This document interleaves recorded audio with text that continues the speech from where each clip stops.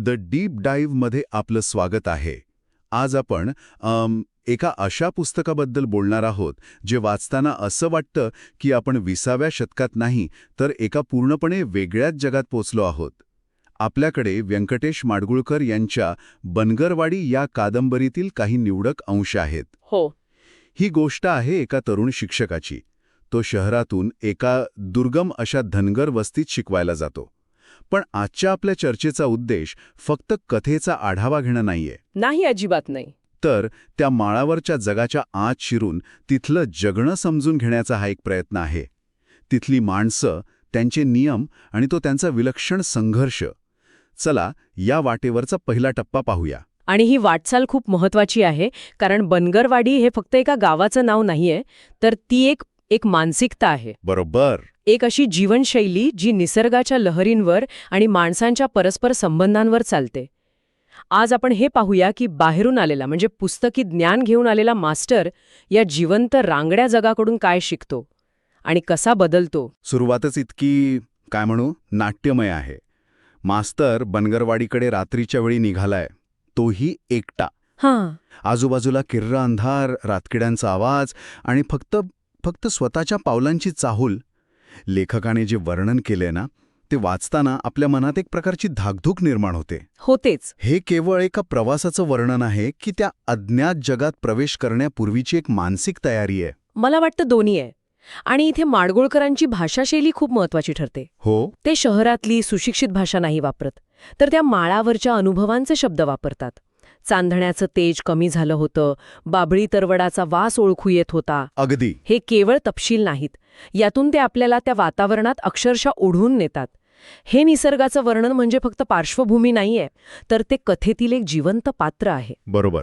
जे नायकाच्या मनात भीती आणि कुतूहल एकाच वेळी निर्माण करतं. अगदी म्हणजे लेखक सुरुवातीलाच आपल्याला सांगतात की हा नायक किती एकटा आहे आणि तो ज्या ठिकाणी चाललाय ते जग त्याच्यासाठी किती नवीन आणि अनोळखी आहे. आणि ह्या अनोळखी जगातला पहिला माणूस त्याला भेटतो, तो एक म्हातारा. त्या दोघांमधला संवाद खूपच बोलका आहे. हो. तो म्हातारा मास्टराला पाहतो आणि त्याचा पहिला प्रश्न असतो, काय अंडीवाला हेस का? हो, हे इतकं अनपेक्षित आहे. म्हणजे त्या गावात बाहेरून येणारा माणूस एकतर सरकारी अधिकारी असतो किंवा फार तर अंड्या विकणारा कोणीतरी.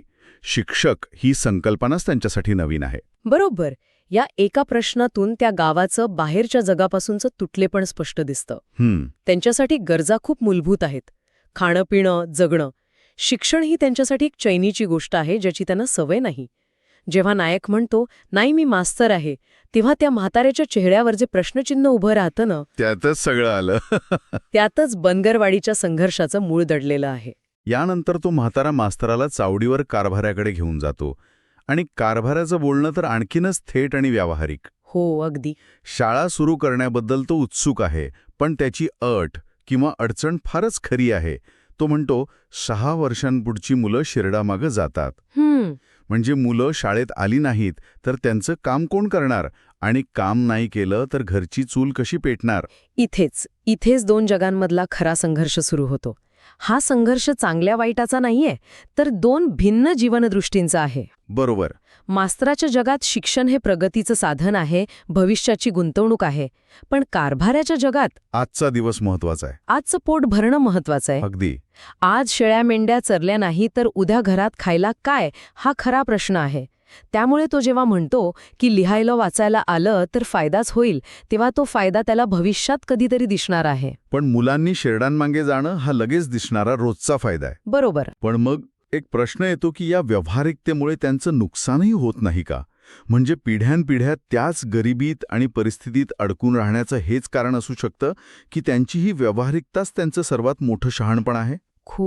खूपच महत्वाचा मुद्दा आहे हा. त्यांच्या दृष्टिकोनातून पाहिलं तर हे शहाणपणच आहे. कसं? कारण काय आहे ना, निसर्गाच्या लहरींवर अवलंबून असलेल्या जगात पुस्तकी ज्ञानापेक्षा अनुभवाचं ज्ञान जास्त महत्वाचं ठरतं. पाऊस कधी पडेल, मेंढरांना कुठल्या रानात चारा मिळेल, लांडग्यांपासून कळपाचं रक्षण कसं करायचं, हे सगळं अनुभवातून येतं. हो, हे ज्ञान त्यांना शाळा नाही तर जगणंच शिकवतं. मास्तरांचं शिक्षण त्यांना हे शिकवू शकत नाही, त्यामुळे ते शिक्षणाकडे थोडं संशयाने पाहतात. नुकसान होतंय, पण ते त्यांना दिसत नाही, कारण त्यांचं जगच तेवढं मर्यादित आहे. आणि याच मर्यादित जगात काही विलक्षण पात्र आहेत. आयबू नावाचा एक माणूस आहे, हां, आयबू. जो गावातला प्रतिष्ठित आणि थोडा दबदबा असलेला वाटतो. तो नवीन आलेल्या मास्तराकडे सुरुवातीला खूप संशयाने पाहतो, जणू काही हा बाहेरचा माणूस आपल्या जगात ढवळाढवळ करायला आलाय. आयबो हे त्या गावच्या परंपरेचं आणि स्थितिशीलतेचं प्रतीक आहे. तो त्या समाजाचा एक प्रकारे अनभिषिक्त राजा आहे. त्याचा शब्द अंतिम मानला जातो. हो. त्यामुळे मास्तराचं येणं, शाळेचं सुरू होणं हे त्याच्या प्रस्थापित व्यवस्थेला एक आव्हान वाटतं. त्याला भीती वाटते की हा नवीन माणूस मुलांना नवीन विचार शिकवेल, ज्यामुळे ती त्यांच्या पारंपरिक कामांपासून आणि जीवनशैलीपासून दूर जातील. त्याचा तो दृष्टिकोन वैयक्तिक नाहीये. नाही, अजिबात नाही. तो संपूर्ण समाजाच्या मानसिकतेचं प्रतिनिधित्व करतो. आणि आयबूच्या अगदी विरुद्ध असे एक पात्र म्हणजे रामारामोशी. रामारामोशी. हो. तो चोर आहे, पण तरीही त्याच्यात एक प्रकारचा प्रामाणिकपणा आहे. मास्तर आणि रामा यांच्यातला तो पैशांच्या देवाणघेवाणीचा प्रसंग तर खूपच रंजक आहे. हो ना. मास्तर त्याला काही पैसे देतो, पण ते परत मिळतील की नाही याची त्याला खात्री नसते. आणि इथेच माडगुळकरांचं मोठेपण दिसतं. ते पात्रांना असं काळ्या पांढऱ्या रंगात रंगवत नाहीत. रामा रामोशी चोर आहे, पण तो बेईमान नाही. त्याचा स्वतःचा एक कोड ऑफ कंडक्ट आहे. अगदी. त्याचा स्वतःचा एक नैतिक मापदंड आहे. तो मास्तराला खोटं नाणं देताना प्रामाणिकपणे सांगतो की वंद झाल्यावर खरं, आता बाजारात तू चालत नाही, म्हणजे मी तुला फसवणार नाही. हाच त्याचा नियम आहे. त्याचा समाज त्याला चोर मानत असेल, पण त्याचा स्वतःच्या नजरेत एक स्वाभिमान आहे. आणि तो मास्तराचे पैसे परत करतो, कारण त्याच्या जगात शब्दाला आणि व्यवहाराला किंमत आहे, भले तो व्यवहार एका चोराने केलेला का असेना. म्हणजे बनगरवाडीत चांगला आणि वाईट याच्या व्याख्याच वेगळ्या आहेत. हो. त्या पुस्तकी नाहीत, तर पूर्णपणे व्यावहारिक आणि गरजेवर आधारित आहेत. अगदी बरोबर. तिथे कायदा म्हणजे पोलीस किंवा न्यायालय नाही. तिथे कायदा म्हणजे समाजाची मान्यता. आयबूच्या दरारा हा तिथला कायदा. रामा रामोशीचा प्रामाणिकपणा हा त्याचा वैयक्तिक कायदा. ही माणसे त्यांच्या नियमांनी जगतात. आणि हे समजून घेणं मास्तरासाठी एक मोठा धडा असतो. या सगळ्या पात्रांमध्ये एक समान धागा दिसतो, तो म्हणजे जगण्यासाठीचा संघर्ष. हो. आणि हा संघर्ष सर्वात टोकदारपणे, सर्वात भेदकपणे दिसतो तो शेकू नावाच्या शेतकऱ्याच्या गोष्टीत. पेरणीची वेळ आली आहे, पण त्याच्याकडे नांगर ओढायला एकच बैल आहे. हे वर्णन वाचतानाच अस्वस्थ व्हायला होतं. आणि त्यानंतर जे घडतं ते केवळ अस्वस्थ करणारं नाही, तर ते आपल्याला निःशब्द करतं. दुसरा बैल नसल्याने शेकूची बायको स्वतः पुढे येते. आणि नांगराच्या दुसऱ्या बाजूला स्वतःला जुंपते. हो. नवरा एका बाजूला बैल आणि दुसऱ्या बाजूला बायकोला घेऊन शेत नांगरू लागतो. माडगुळकरांनी हे वर्णन इतकं तटस्थपणे केलं आहे की ते अधिकच परिणामकारक ठरतं. हो, ते लिहितात, नवरा जागेचा हलत नाही, खाली मान घालून बसला आहे, बघताच ती उठली आणि तिने बैल जोडला. एकीकडचे जू आत होऊन आपल्या खांद्यावर घेतले आणि ओरडून ती म्हणाली, हा आवळा. हे वाचताना खरंच अंगावर काटा येतो. पण लेखकाला इतकं स्पष्ट आणि थेट वर्णन करून काय साधायचं असेल? म्हणजे केवळ सहानुभूती मिळवणं हा उद्देश असेल का? मला वाटतं सहानुभूती मिळवण्यापेक्षाही मोठा उद्देश आहे. हे वर्णन त्या समाजाच्या असीम गरिबीचं आणि त्याचवेळी त्यांच्या अविश्वसनीय चिकाटीचं प्रतीक आहे. चिकाटीचं, बरोबर. ती बाई जेव्हा स्वतःला झुंपून घेते, तेव्हा ती परिस्थितीसमोर हरलेली नसते, तर परिस्थितीवर मात करण्यासाठी उभी राहिलेली असते. तो नवरा बायकोमधला संवाद नाही, ती कृती आहे. हो. त्या एका कृतीतून त्यांचं नातं, त्यांच्या एकमेकांवरचा विश्वास आणि जगण्याची त्यांची तीव्र इच्छा व्यक्त होते. ही घटना म्हणजे बनगरवाडीच्या जीवनाचं सार आहे. यात दया नाहीये, यात संघर्ष आणि सन्मान आहे. खरंच, हे वाचल्यावर थोडा वेळ शांत बसायला होतं. यात प्रचंड दुःख आहे, पण त्याचवेळी त्या स्त्रीच्या कृतीत एक विलक्षण सामर्थ्य जाणवतं. ती बळी पडली नाही, तर ती लढणारी आहे. नेमका हाच मुद्दा आहे. लेखक आपल्याला त्यांच्याकडे दयेच्या नजरेने पाहायला लावत नाहीत, तर आदराने पाहायला भाग पाडतात. बरोबर. ते गरीब आहेत, पण लाचार नाहीत. त्यांच्याकडे साधनं नाहीत, पण उमेद आहे. हा फरक खूप महत्वाचा आहे. आणि याच पार्श्वभूमीवर मास्तराची शाळा सुरू होते. पण अपेक्षेप्रमाणे शाळेत मुलं येण्याचे एक आव्हान म्हणतं. हो. कधी 2 येतात, कधी 3, कधी कोणीच नाही. 15 दिवस झाले तरी शाळा भरत नाही. हे मास्तरासाठी किती फ्रस्ट्रेटिंग असेल. नक्कीच. कारण तो ज्या ध्येयाने तिथे गेला होता तेच पूर्ण होत नव्हतं. आणि इथे पुन्हा शिक्षण विरुद्ध जगण्याची गरज हा संघर्ष समोर येतो. मुलांना शाळेत आणण्यासाठी अखेर भाकरीचं आमिष दाखवावं लागतं. यातून हेच सिद्ध होतं की ज्ञानाच्या भुकेपेक्षा पोटाची भूक कितीतरी मोठी आणि जास्त खरी आहे. हो. मास्तराला इथे त्याचा पहिला मोठा पराभव जाणवतो. त्याला कळतं की त्याचं पुस्तकी ज्ञान आणि त्याचे आदर्श या जगात थेट लागू होत नाहीत. पण तो हार मानत नाही. तो हळूहळू बदलायला लागतो. हो, हा महत्वाचा भाग आहे. तो फक्त मास्टर राहत नाही, तर तो त्या गावाचा एक भाग बनण्याचा प्रयत्न करतो.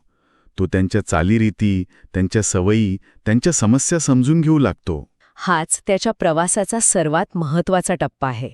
त्याला जाणवतं की शाळा चालवायची असेल तर आधी समाज चालतो कसा हे समजून घ्यायला हवं. त्याला त्या लोकांचा विश्वास जिंकावा लागेल. आणि त्यासाठी त्याला त्यांच्यातलाच एक व्हावं लागेल. अगदी. तो त्यांच्या भांडणात मध्यस्थी करतो, आयबूचा मान राखतो, रामारामोशीशी व्यवहार करतो. तो फक्त शिकवायला आलेला नसतो, तर आता तो शिकायला लागतो. म्हणजे सुरुवातीला तो ज्या जगाला बाहेरून एका त्रयस्थ नजरेने पाहत होता, आता तो त्या जगाचा एक अविभाज्य भाग बनतो. हो, त्याचा शहरीपणा, त्याचे विचार हळूहळू मागे पडतात आणि तो बंगरवाडीच्या रंगात रंगू लागतो. बरोबर. त्याचा शिक्षक म्हणून असलेला अहंकार गळून पडतो आणि तो एक विद्यार्थी बनतो. तो त्या समाजाकडून जगण्याचे धडे गिरवतो. मेंढरं कशी सांभाळायची, पाऊस कधी येईल याचा अंदाज कसा लावायचा, माणसं कशी ओळखायची, हे सगळं ज्ञान त्याला पुस्तकात मिळालं नव्हतं. ते त्याला बनगरवाडी शिकवते. बरोबर. हा आतून होणारा बदल आहे जो त्याला एक व्यक्ती म्हणून अधिक समृद्ध करतो. तर आज आपण बनगरवाडीच्या या रांगड्या पण तितक्याच जिवंत जगाची एक सफर केली. आपण पाहिलं की कशा प्रकारे एक तरुण आदर्शवादी शिक्षक एका अनोळखी गावात येतो आणि तिथल्या लोकांच्या, त्यांच्या संघर्षाच्या आणि त्यांच्या साध्या पण गुंतागुंतीच्या जीवनाचा भाग बनून जातो. यातील प्रत्येक पात्र, प्रत्येक प्रसंग आपल्याला त्या माळरानावरच्या कठोर जीवनाची ओळख करून देतोच, पण त्यासोबतच माणसाच्या अविश्वसनीय जिद्दीचं आणि कणखरपणाचं दर्शन घडवतो. हो. ही फक्त एका गावाची किंवा काही लोकांची गोष्ट नाहीये, तर ती माणसाच्या निसर्गाशी आणि परिस्थितीशी असलेल्या सनातन लढायाची गोष्ट आहे. या संपूर्ण चर्चेनंतर माझ्या मनात एक वेगळाच विचार येतोय. मास्तर बनगरवाडीत शिक्षण आणि सुधारणा घेऊन गेला होता. त्याला वाटत होतं की तो त्या लोकांना एका चांगल्या आधुनिक जगाकडे घेऊन जाईल.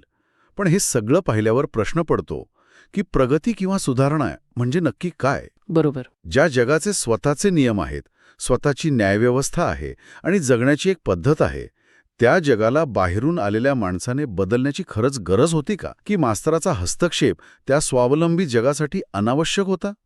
हा विचार ही कादंबरी आपल्या मनात सोडून जाते.